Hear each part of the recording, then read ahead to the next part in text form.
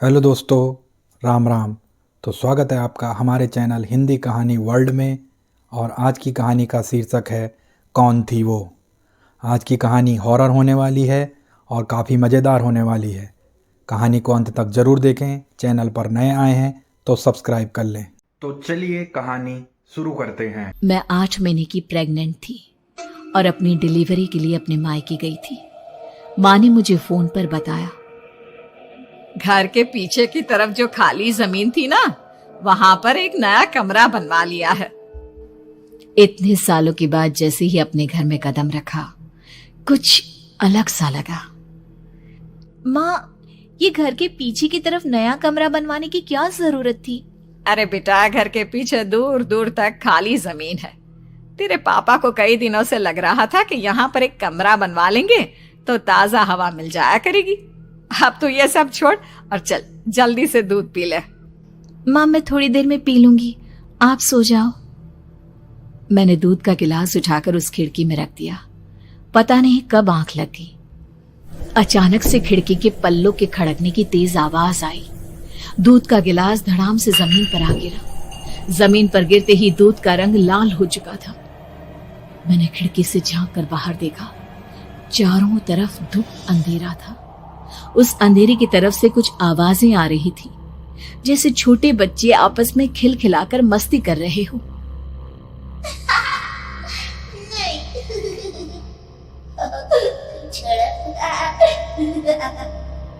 इतनी रात को इतने घनघोर अंधेरे में बच्चों की आवाज कैसे आ रही है? घड़ी में वक्त देखा तो ठीक 12 बजे थे। देखकर मैं सन्न रह गई। बुरी आत्माओं और भूतों की कई कहानियां मैं सुन चुकी थी। वक्त भी कुछ ऐसा ही था। ऊपर से मैं प्रेग्नेंट। सुना था कि ऐसे वक्त में अक्सर बुरी आत्माएं औरतों का पीछा करती है, तो क्या मेरे पीछे भी? पसीने से तरबतर बड़ी मुश्किल से, जैसे कांपते हाथों से मैंने उस खिड़की को बंद किया।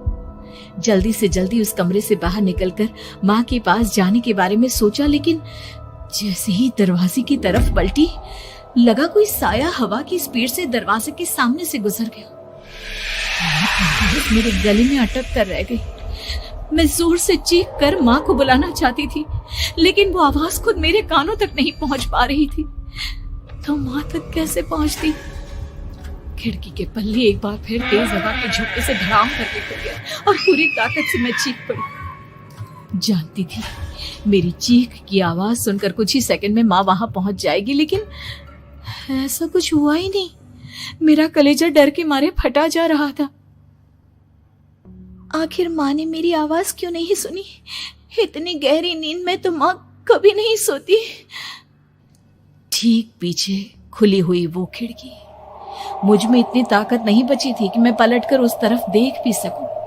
हवा का एक सनसनाता हुआ झोंका उसी वक्त मेरे कानों से आकर टकराया। लगा जैसे किसी ने दबी हुई आवाज में धीरे से मुझसे कहा, चली जाओ यहाँ से। मैंने दोनों हाथ अपने कानों पर रख लिए और एक बार फिर ताकत लगाकर जोर से चीखने की कोशिश की। माँ! पापा! मेरी आवाज उस कमरे की दीवारों से टकराकर वापस मुझे ही सुनाई दे रही थी।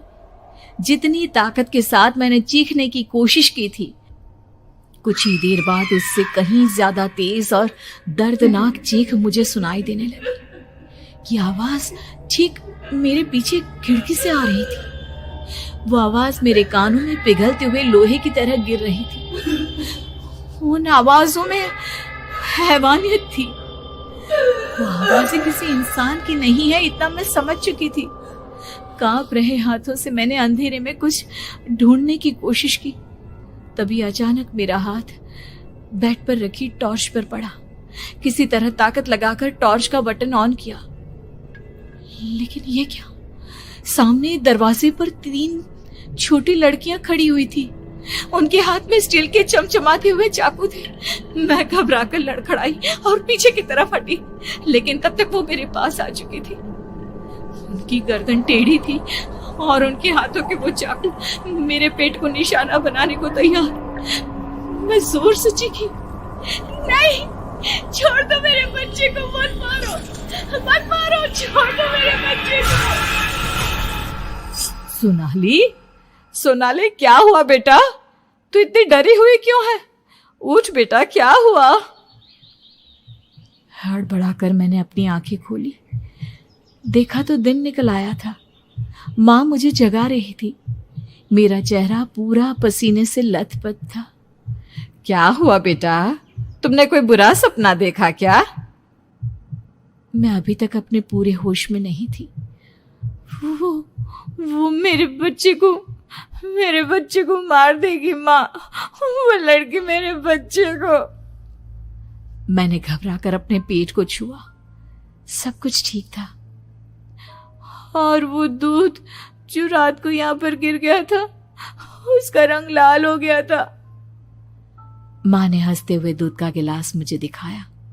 तुमने दूध पिया ही नहीं, पूरा का पूरा ऐसे ही रखा हुआ है। तुमसे कहा था ना सोनाली, सेहत के लिए लापरवाही ठीक नहीं बेटा। लेकिन मैंने तो सब कुछ अपनी खुली आंखों से देखा था। ये सपना कैसे हो सकता है? तो दोस्तों, आपको कौन थी वो कहानी कैसी लगी, कमेंट करके ज़रूर बताएं और कहानी पर लाइक शेयर कर दें। और इस तरीके की और कहानियों को देखने के लिए हमारे चैनल को अभी सब्सक्राइब कर लें। मिलता हूँ मैं आपसे अगली कहानी में। तब तक के लिए राधे राधे।